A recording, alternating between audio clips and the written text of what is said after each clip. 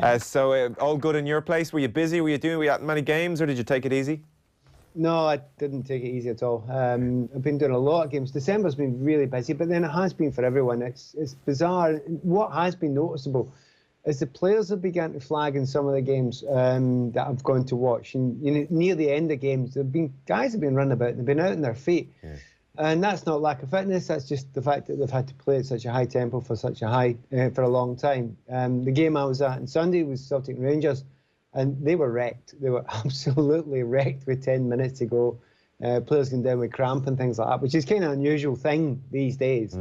So going to see quite a lot of games. Got another couple of good ones coming up. Got Arsenal coming up against Manchester United on New Year's Day. So it's brilliant. I love this time of the year, but I know some of the managers get a bit miffed because they don't get a full squad to pick for. Yes, no doubt. I will get on to Celtic Rangers, by the way, but if we just stay Premier League for a moment and we throw all the chips up in the air, the net result when they land is that Liverpool are 14 points clear with a game in hand on Manchester City.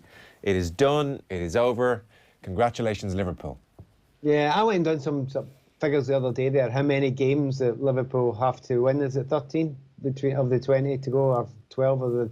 And I just thought, they're going to win them. So it's not even a question. It's not even a... Maybe they're going to win that. So well done to them. I think they should enjoy themselves, and they look quite relaxed on it at the moment as well. They had a wee bit of a push against Wolverhampton Wanderers, who I thought played really well. Obviously, they played well against Manchester City as well. But the usual one in that one, Liverpool, for the 9th time this season, managed to win in the Premier League by the odd goal. And that equals the amount of times that they won last year by the odd goal. So it just shows you they're finding the way to win now. They know how to do it. They're getting hell of a professional about it. And it's a joy to watch. I particularly enjoyed the goal they scored purely because of Lallana's touch. And it was ruled out. It was definitely getting ruled out because it was handball. And, he knew it wasn't, and it's one of those ones in the past, that one's gone. Yeah. That goal doesn't stand, and it changes the result and the entire feel of the game. But they got that one right, so it was good. 9 times they've won by the odd goal. That is a stat. That's an interesting development, and it's definitely... there was a month period, maybe 2-month period, where they just kept doing it, and people said, well, they can't keep doing it, and here they are. The Leicester game had that feel for a while when they were 1-0 up for ages, and it was a 1-0 hammering. I was watching, and it's like first against 8th if this was the first game of the season. It felt that way. And then when the goals start going in, that really felt like something of a coronation for them. It did, and it was just the comfort of the way they played, the confidence of the way they played. And, the various times we've seen this season where they've faltered and they've looked tired. They're not faltered, they've looked tired, they've kind of ground their way to results, but that wasn't one of them. That was right, shackles are off, let's go and enjoy it now. And it's something about it's hard to explain as a player why that happens. You can play one day and it's a grind for everybody. Now, in days gone by, you could say, well, the pitch was heavy, that's what slowed us down. The pitches are basically all the same now. You should be able to zip the ball across it. It's just that eventually your body gets hit, and it may well be that you need 11 guys running at the same, or 10 guys running at the same pace, right? So if somebody's 1 or 2 are off it, then everyone else has to compensate, and that exhausts you. But in actual fact, you just look at them just now, they're all up for it. They're all at it at the same level. No one seems to be sort of struggling at Liverpool. So you talk about everybody else getting tired at this time of the season. Yeah. You look at Liverpool, you've got to say well done, Klopp, for a multitude of reasons. But one of the reasons is he's known, particularly in that midfield, the ones you talk about less, he knows when to leave them out. I mean, was it Keita he left out there and brings in Lallana?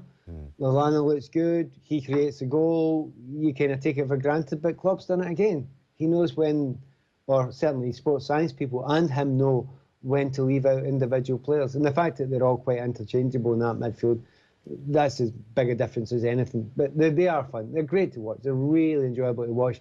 And I'm now struggling, I don't know about you, Joe, and I don't know about anybody out there, I'm struggling to find a Liverpool fan now that's not just saying, yeah, we've got it, actually. I'm struggling now. I've not, even the really dodgy ones are going, yeah, I was talking to Mark Lawrenson the other day, and he went, Loro can be a bit dour. Yeah. And he went, nah, we've got it, it's okay. Yeah, it's so unexpected that the time they finally break this 30-year wait is, anticlimactic is the wrong word to use, because I'm sure come April, May, it'll be a real celebration, but it is an anticlimactic 2-3 months until then. I just never would have thought that was how a team would break a 30-year duck. Right, I'm going to give you an Irish analogy from a long, long time ago. I used to have a favourite runner. I used to love it. I was a middle distance runner and a long distance runner when I was a kid. Yeah. So I had a number of favourite ones. Cole and Cram and Ovid and all them guys. But I loved Eamon Coughlin. I absolutely loved Coughlin, right? Chairman of the boards. But he never won. He just kept on not winning. And he kept on getting close. And then the time that he did win it, and he was, anyone who remembers that race, he's going around with, I can't even remember if it's the Euros or the Worlds now, but he's going around at the end towards the final bend, and he knows he's won it. And it's that easy. He's pumping his fists. Yeah. And it's one of those ones where you've waited all these years, you've fought this hard, and then suddenly, bloody hell, it's easy. It's exactly the same feeling as that, Mike. That kind of feeling of, it's not anticlimax because you're going to love every second of that jog into the line. Yes, of course. For the neutral I'm talking about, for them, I'm sure it's just absolute joy. And they look like I was watching it the other night when my brother, who's a Liverpool fan, and even he was forced to admit after the Leicester game, okay, even me admitting it is not going to jinx it anymore. And I said to him, they just look like a fun team to play for as well. Like, I can imagine every other player looks at them and says, that is a fun group with a fun manager and a great fan base. Like, I'd say it's just heaven to play in right now. Yeah, there's been various teams, but not that many over the years, where you're playing and you're thinking, I kind of half wish I was in the other team. That's a weird thing to feel. You don't often feel it because you're too busy fighting, but now and again you look at a team and you think, you know, I wouldn't mind that. That would be okay, because everybody's looking for it, everybody's available, nobody's hiding, everyone's got quality. You zip a ball into someone, you know it's not going to bounce off their shin and go out for a throw-in. Everyone's got quality all over the place. There's such a sort of game knowledge within every one of the players that they want to link with each other. The levels of selfishness are kind of negligible now. I mean, now and again you've seen a wee bit, from just a wee bit. But that's kind of even been taken away now. You're not actually seeing that now. So the fact that as a team, as a group, they're all willing to work together, and no one seems to be absolutely in it for themselves now. And the ones that weren't have bought into it. It's not just the actual play, it's the collective feeling. And how'd you build that? Well, you got to go back to Klopp. You definitely got to go back to Klopp again. Yeah, he's more than a bit special. Meanwhile, VAR is ruining football. I'm getting everything right. That killed me. It's ruining for some fans. But again, the weekend there, I can see a number of people beginning to slightly change. Yeah. They hear this phrase now coming in, well, it's not VAR's fault. The problem is, and then they move it to something else because they've realised that VAR's getting it pretty well right. It might be half a centimetre and all that sort of stuff. And that's kind of infuriating. And you know what? There might even be times when VAR actually does get it wrong, that I would disagree with it. But when you put it against the numbers of the other stuff, it's still getting it right. Can't do much about the lack of communication until the FA get their heads out of the sand and join this century and start putting it up on the screen so people can see what the hell's going on. It's long overdue. It'll happen. But the amount of games that would have finished in different scorelines had, I heard somebody saying the other day 21, 22 goals or something like that completely changed. I mean, that changes whole seasons for teams. You've got to get them right. But I can understand why it's getting people miffed. But was it, for every team that seems, was it Wolves the other night, was a particular one against Manchester City. That was a really particular one. They were furious about it against City. And the fans were getting really upset. And you're thinking, yeah, but it's kind of right. The rules are correct, particularly that encroachment with the penalty kick. And you're thinking, it might be upsetting, but it's right. Had they seen it on the screen, it might have been explained to them, all that sort of stuff. In the midst of it, they're saying, but we're all furious and it's ruined it for us.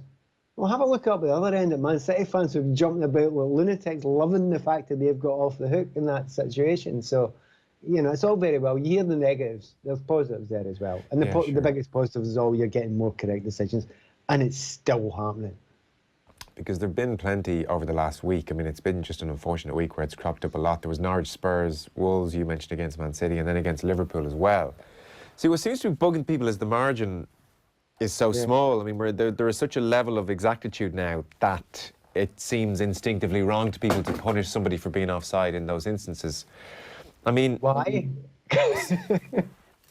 I need to know why. That's what I need to know. Because people say instinctively that you shouldn't be called offside. What? Because you're offside?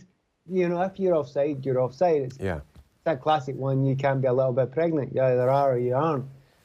That is the rules just now. They may change the rules. I've heard various people suggesting, that others have brought up the idea of, okay, let's make it level again. Let's make it, you need to be the other side of the player. If you need to look into the laws of the game, fair enough, look into them. But these are the laws at the moment. And the laws are as such that you play to them. Now, if we want to have a discussion, we'll have a discussion about it. I have no problem with that. What I can't understand is people say, yeah, but if it's only half an inch, well, what do you want to make it? Do you want to make it a yard? Do you want to make half a yard? Do you want to make it 3 inches? Do you want to make it... Where do you want to draw this line? Do you know where the most sensible line is? Exactly where they've drawn it. That's the most sensible line to draw. I know. It's very strange, really, because it's not like when Hawkeye happens in tennis and a serve is just out, anyone says, but it was so close to being in. I mean, surely... I know. Surely it should count, I mean, maybe the point is when the game was designed, it was the right rule for that level of exactitude, to use that word again. I've used it twice now. Yeah, if you want to go back to all the things you did in the days in those games, go back to them if you like. That's fine. So maybe change the rule like Graham Souness threw out the idea yesterday, well, if any part of your body is onside, then that might clear up a good degree of the ones that feel instinctively wrong, and maybe that's a better rule. It's a simpler rule as well, actually. It'll require VAR to be used less often. Because I see that the IFAB, the International Football Association Board, have been speaking with... Who were they speaking to? Let me give the credit to the right people here. The Press Association. And so Lucas Brood there, he's their General Secretary, he was saying to Press Association. They really want to emphasise the fact that they almost feel the Premier League are misusing the technology because it's only for clear and obvious instances. And that's the important principle. So they said if something is not clear on first sight, then it is not obvious and it shouldn't be considered. Looking at one camera angle is one thing, but looking at 15 and trying to find something that was potentially not even there, this was not the idea of the VAR principle. It should be clear and obvious. So, and Gary Lineker, I think, has tweeted something similar as well. If you can't see it in one replay or two that something is a bit awry, then that is a time where you don't use VAR because something clear and obvious has not happened. Whereas we seem to now, with almost every offside, be going in and having a look at various angles. So there's whether the offside rule is correct given the current technology, and then even at the moment in the short term, there is the use of the technology for something clear and obvious.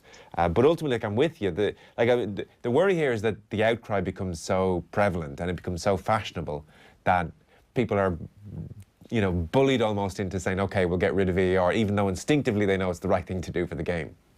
Yeah, and I think that's happened. I've seen that with one or two people who just say, oh, the spirit of the game's gone and all, etc. Well, have a look at the amount of goals they scored this season in comparison to the other seasons. It's all right. It's fine. Nothing massively hugely changed in that. VAR hasn't ruined that side of it. There are moments that have changed in the game, absolutely. Yeah, it's a very interesting point. The idea of it was for the clear and obvious and the big moments and the big decisions where you really blew it, right? That's what it was for. But it's a bit like that. Is it half an inch or an inch, or do you look at 2 cameras or 3 cameras or 4 cameras? It's obvious to him, but it's not obvious to you. You need a consistency. That's all you need. You absolutely need a consistency. The one thing about the way the FA and the FAPL and the Professional Games Board have done, they've kind of been up with that. They've annoyed us a bit by being very, very pernickety. Yeah. But they've kept on doing it. Had some of them been that pernickety and others not, then I'd be getting annoyed with them. We need exactly the same rules at exactly the same time. Now, if they want to, which they do every single season, and I mean every single season, they look at the rule books and they put a little bit more weight in certain areas. They don't always change them. They just say, look, this is something we're going to be heavier on. Next season, they might say, right, we're only going to look at a couple of cameras. And we're going to limit it to 30 seconds in the back at, where they check them out. Then they might do that. And that's fine, because that's the rules. That's okay. Yeah. That'll be enough to clear up the vast majority of them. And I'm okay with that as well. But these are the rules as they are, and they're still getting it right. I know. Almost all the time. I know. So moving on to other things then, I'll come back to Premier League in a second, but before we run out of time, I do want to ask you about the Scottish Premiership. Celtic losing, God, a force of habit, losing to Rangers. 9 years at Celtic Park, been waiting for that. Rangers, by all accounts, the better team. I know you were at this game. The first point to make is that this is really good for Scottish football. It is. It's been a long time coming. You know, they've been so far, you know, I was going to say in the back mirror. They've not been in the back mirror. They've been somewhere on a different motorway in a different country, Rangers. They've been miles away. Yeah. And they've slowly but surely caught up and caught up and caught up. And they were right by the wing mirrors this time. And this is it. They've just about got their level. And they are level with Celtic just now. Now, Celtic, I think, player for player, when they're playing the best, Celtic are probably the better team. They've got the deeper squad. You know, they've got all those trebles in a row. They've got all that behind them.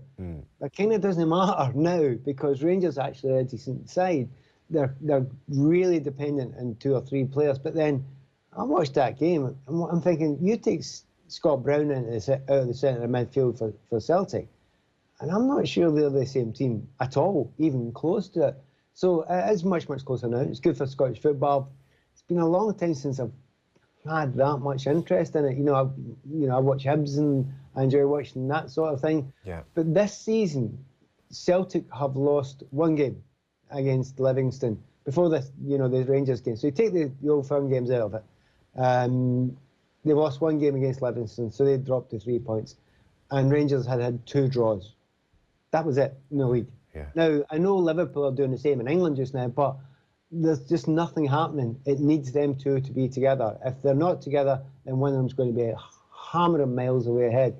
And apart from anything else, it was an entertaining game. Didn't seem to be too much trouble there, but you don't get any trouble seeing as Celtic don't let any Rangers fans in and Rangers don't let any Celtic fans in, which is a real shame. I'm not saying it spoils the atmosphere because the atmosphere is still stunning, but it takes something away from it, and that's a real sadness about it. But for all that stuff around it, and the fact that it's nice for Scottish football, well, nice isn't the word, but exciting for Scottish football, the one thing that I took out of the game more than anything else, Steven Gerrard, he's got it technically. His tactics were actually pretty special. He did quite a few things in the game that I was so impressed with that were very different, very modern, you know, not looking at it like other managers that I've seen. His adaptability was exceptional as well. His bravery, that's the other thing. You see him and these new young lads coming through, like Lampard, him, you look at them, they are utterly fearless. Yeah. It's the weirdest thing. They're different from others who are set in that kind of, right, get the back line sorted and let's play 5 at the back and let's break in certain ways and over-technical in certain ways, but make sure it's defensive first. No, absolutely not. It's not the case with Frank Lampard. It's not the case with Steven Gerrard. And I just wonder if this newest group's coming through, they've learned by looking at Klopp. They've learned at looking at Pep. That's who they've learned from. They've not learned from, dare I say, Jose. Yeah. They're the next generation below that. And just watching these two guys, and just there isn't a thought of, if they change to Lampard goes to 3-4-3, it's not because he wants to be defensive. He wants a new way of attacking the opposition. It's I'm pretty excited by them because Steven Gerrard hasn't blinked this season. I've watched him closely. And that game at Celtic Park, away from home, when everything's on it and the massive pressure, and by the way, don't tell me there's no pressure. Have a look at Steven Gerrard's reaction after the game. Yeah. That was an explosion of relief. So he was feeling it as well, but really impressed by his tactics. Okay, interesting. Because Lampard made a key change as well with Jorginho against Arsenal as well. Well, that was, and also made it that at the crucial time, 30 minutes in or so, he had to change it from a 3 at the back. It wasn't working. The week before, they made exactly the same mistake against Southampton. Yeah. They started with 3 back at Southampton at home. And I'm sitting at the game thinking, well, I don't know why I'm playing 3 at the back because they've only got 1 striker. And that ain't working. And it took Lamps quite a long time to change it. He goes away from home and people say, well, why did he make the same mistake again against Arsenal? No, that's Arsenal away from home. That's away from home. It's a different thing completely. And also the last away from home game was Spurs away from home where they played the 3 at back then. It worked, yeah. Exactly. So you think of the adaptability, you try that thing, and if it's not working, you change it. What impressed me as much as anything else is, a lot of managers, the most normal thing to do then, I look at what the normal thing to do is. You've got Emerson, who's the left wing back. Okay, you just move Tomori wide, put Emerson midfield, you've got a midfield there, and you get yourself to half time. No, not doing that. I'm going for the extreme nuclear option. Get him off, get another real midfielder on, and completely adapt it. And did we talk about Moise Keane a few weeks ago? Yeah. Big Duncan. Yeah. you know what? And you had my tough love kind of, so what? You know, Yeah. Emerson goes off, so what? One guy's a wee bit upset. It's the team that's more important. It's the points that's more important. No effect at all. And I know it makes me sound hard, but absolutely not the case. And then that Frank Lampard done that, and like Duncan Ferguson, it worked. There's no complaint. Yeah, fair enough. Well, it means their recovery continues after the blip. So they are 4 points ahead of Manchester United. Chelsea in fourth spot. United 4 points back, and then Spurs 5 points back. So that is probably one of the more interesting stories between now and May. Before you go, David Moyes, who I know obviously you're friendly with down the years at West Ham again. And the Moyes thing is interesting. I mean, like you charge his career and the damage done to his reputation. In some respects, it's been harsh because the Manchester United job has proved to be a very tricky one for obvious reasons. He goes to Sociedad in Spain, and the language, and there were struggles, but it was far from terrible. And then Sunderland, it seems, were in irreversible decay anyway, which was beyond the control of any manager. And then at West Ham, they were 18th. They'd had 2 wins from 12, and he got them up to 13th. And at that point, they decided they wanted a quote high caliber figure, and to come in. And now they've gone back to David Moyes after Pellegrini didn't work out. So, you know, it's interesting because I knew I was going to talk to you about Moyes. When you there mentioned the likes of Gerrard and Lampard and a fearlessness, and I knew I was going to be asking you about Moyes, I mean, the question formed in my head, I would put him at the opposite end of the spectrum. Maybe saying a touch of fear is too much, but certainly a conservatism, which I suspect is the reason that West Ham fans are not jumping up and down. Yeah, and I don't know, because the things I've talked to David, that's not the way he thinks about himself. But felt that particularly with Everton for the vast majority of time there, what he was fighting against was people who had better players than him, player for player at the top level. So he had to get close to them using whatever technique it was. Sometimes it was negative, sometimes it was just well structured, you know. But exciting, maybe not always. But he always felt, given a chance with a big club, he would go for it. And when, again, I've talked to him about it, when he was at Manchester United, right, here's your opportunity. And he was told, look, take your time, get this right. You've got time, you've got enough time to get the players you want. Don't throw daft money at it unnecessarily. We're with you. We want a new dynasty. And he believed them, stupidly. So he never got to see what he would have actually done there. And the rest of it, you know, you're right, Sociedad, so. And then Sunderland's just ridiculous. The promises he was made. And they were broken within a day of him actually taking the job. The temptation, if I'd have been him, would have been just to walk out the door. You know, just to, no, you said that, it's not that, I'm off. And he was just honest about it at a time, and he was then abused for being honest, saying this team's struggling. So all those things, then he comes back to West Ham, as you say. I don't know if he can actually be a very attack-minded manager with West Ham just now. He's taken up a team that are the fourth bottom just now. They're just outside the, you know, a difficult area. They've lacked confidence. When Pellegrini tried it with the 2 wide players, it was a shambles. With 2 attacking wide players and trying to be this open, expansive team, it was an utter shambles. It was a nightmare. They looked a joke. So he can't actually do. If he does that again, he'll just look stupid, I think. So I think you're going to get Moyes being Moyes, getting them out of a hole, and hoping this time he's at a club a bit like we had at Everton, where he can slowly but surely build it over a period of time. West Ham fans might be a wee bit disappointed, but you know, West Ham fans, you sounded delighted when you got Pellegrini, but Pellegrini was a guy who could do it when he had players at Man City underneath him, you know, who were absolutely brilliant.